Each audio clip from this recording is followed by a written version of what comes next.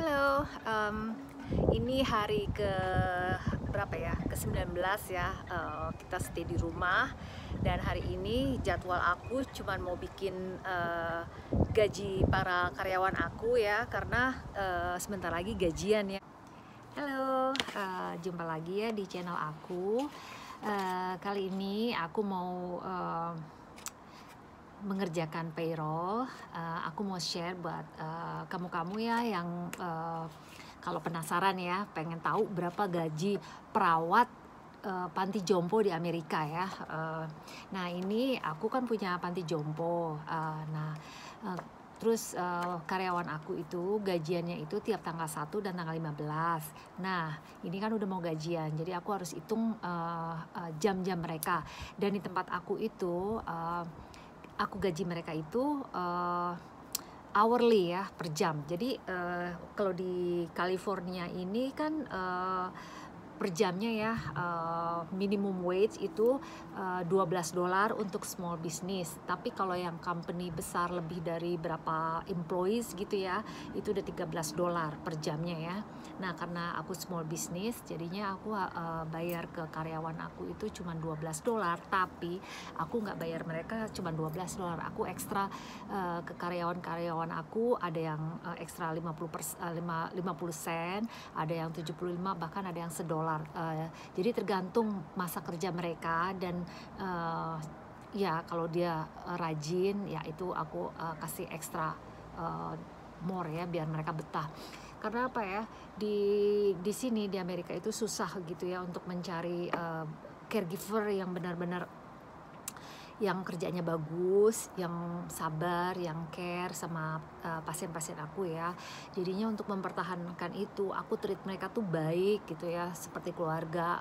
Jadi nggak ada ya, ada ya gimana ya, supaya mereka happy lah, take and give gitu ya. Jadi aku butuh, mereka juga butuh gitu. Jadi ya kita semuanya tuh harus saling membantu. Terus ini ya, karyawan-karyawan aku itu udah kerjanya udah banyak yang lama ya. Kayak ini nih, aku punya ya, namanya ini, kelihatan nggak ya, Mary Larch ya. Ini dia kerja di tempat aku itu udah 23 tahun. Dia ini orang Amerika asli ya. Dia bule ya. Terus kerja di tempat aku tuh udah 23 tahun. Tadinya itu dia full time. Pokoknya kerja dia tuh rajin, full time. Nah, sekarang karena dia udah umur 67 tahun, mestinya kan dia tuh udah pensiun ya. Tapi karena satu lain hal, dia harus kembali kerja ya. Nah, aku tempatin dia sebagai part timer. Jadi part time aja, weekend. Shiftnya dia tuh dari jam 10 malam sampai jam 6 pagi. Nah itu cuman weekend ya, aku tempatin ke sebagai part timer. Terus ada juga ya, aku punya caregiver. Ini juga nih orang Indonesia. Tunggu ya, mana ya, oh ya ini dia. Ini namanya Ibu Siti nih, dia nih. Dia kerja di tempat aku itu kurang lebih hampir 20 tahun ya. Dia itu orang Sumatera Utara, orang Batak.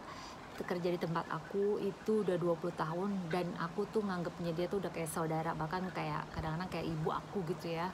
Dia suka masakin aku, misalnya aku lagi kangen makanan Indonesia, dia suka masakin gitu. Terus kita makan rame-rame sama-sama. Karena suami aku nggak terlalu suka tiap hari ya makan masakan Indonesia gitu ya. Anak aku juga nggak terlalu suka makanan Indonesia. Jadinya aku larinya ya ke facility sama ibu itu. Nah terus ini juga ada orang Indonesia kerja di tempat aku ini udah 7 tahun. Namanya Josie, namanya Rita. Nah ini juga udah lama nih kerja di tempat aku. Nah ini juga ada nih orang Indonesia, namanya August. Ini anaknya Ibu Siti. Nah itu dia juga kerja udah lama di tempat aku. Pokoknya ini karyawan-karyawan di tempat aku tuh udah lama semua deh. Yang orang Filipina, orang Afrika, orang Meksiko, orang Amerika, semuanya udah kerja udah lama. Nah di sini aku mau ngitung jam mereka ya. Nah aku ngerjain payroll itu sendiri di rumah ya. bahkan aku bisa ngerjain payroll tuh dimanapun aku berada. Waktu tahun lalu aku di Indonesia aja, aku ngerjain payroll dari Indonesia. As long as I have wifi sama internet, aku bisa deh ngerjain payroll buat karyawan-karyawan aku. Nah, ini nih website yang selalu aku gunakan di saat aku mengerjakan payroll. Websitenya namanya ADP. Nah ini dia nih ya, websitenya ya, kelihatan nggak? Nah ini dia websitenya. Tuh aku bentar ya, aku login supaya aku kasih lihat websitenya kayak apa. Nah ini dia websitenya ya, untuk mengerjakan payroll. Ini dia ya, kayak seperti ini ya.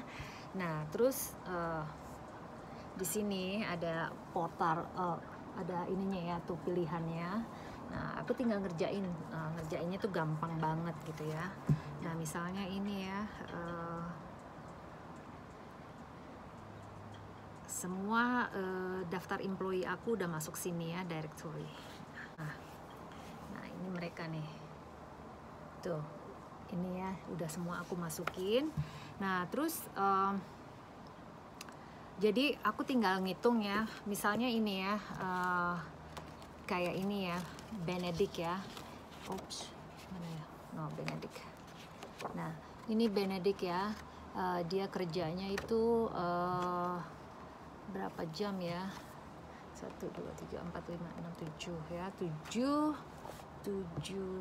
hari dia. 7 hari itu 8 ya. Nah jadi dia ini bikinnya itu 50 jam ya, 56 jam ya. Nah itu kalau dilihat ya teman-teman ya, 56 jam. Jadi 56 jam itu aku kali $13.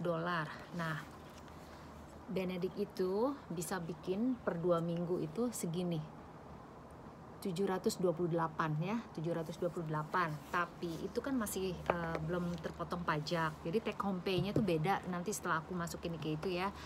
Terus jadi kayak ini ya, Koki. Nah ini dia. Nah ini dia juga nih ya, dia bikin per 2 minggu ini 80 jam ya, 80 jam tuh, 80 jam. Nah dia itu 80 jam itu tinggal aku kaliin aja 80 kali 13. Nah dia bisa bikin segini, $1.040 per 2 minggu ya.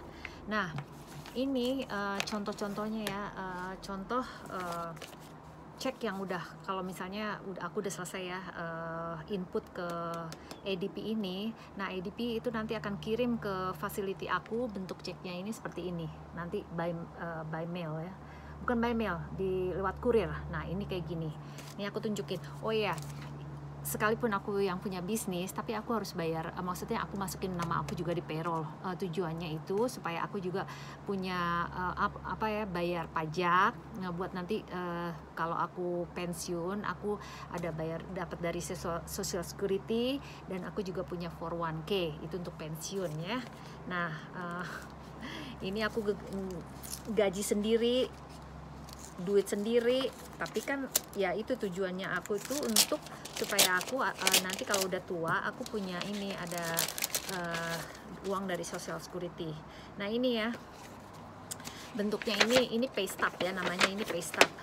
Aku kasih tahu. Nah ini kalau udah setelah aku ini ya, setelah aku berapa jam kayak aku ya kerja, misalnya aku taruh buat diri aku sendiri 80 jam ya, terus aku bayar buat diri aku sendiri itu sebentar ya, aku giniin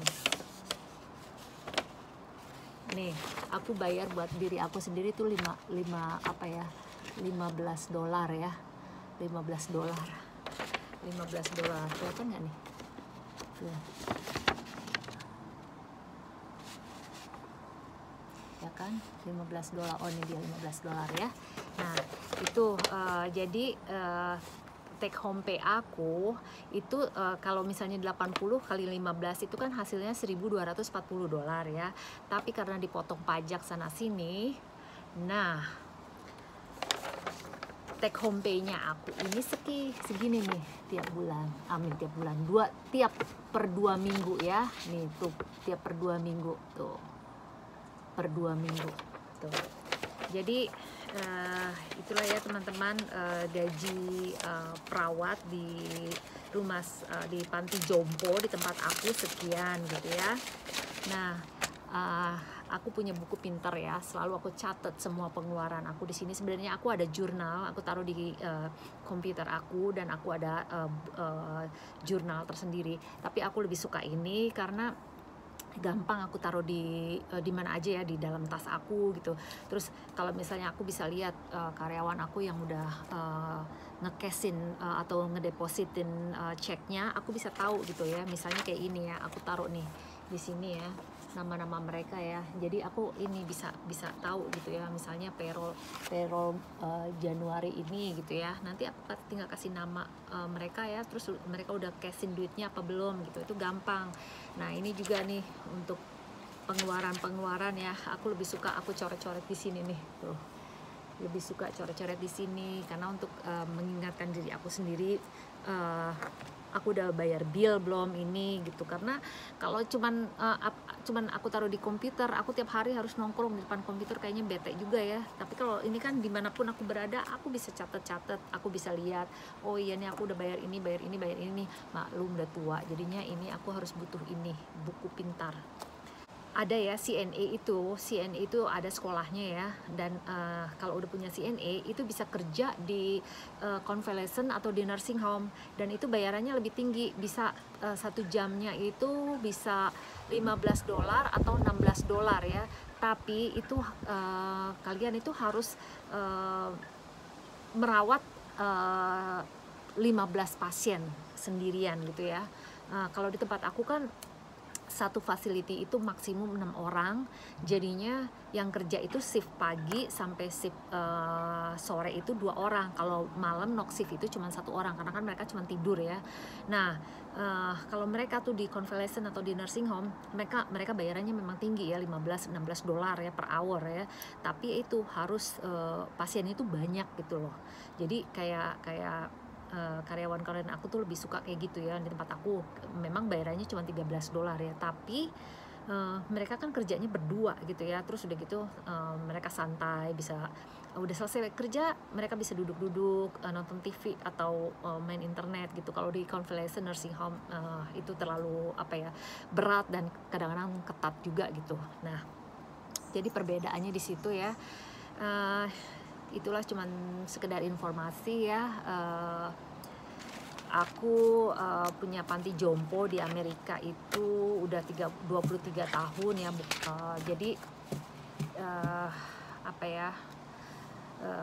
udah banyak gitu ya orang-orang tua di tempat aku yang dari segala macam tingkah lakunya tuh aku udah banyak hadapin gitu ya. Aku memang nggak terjun langsung ya untuk merawat mereka, tapi aku tiap hari selalu datang ke facility aku ya, nengok gitu ya, memastikan kalau semuanya tuh baik-baik aja gitu. Karena aku nggak mau kalau misalnya nggak pernah datang, nggak pernah ngontrol gitu, nanti takutnya ada apa-apa, namanya tanggung jawab, nantinya takutnya disu orang gitu.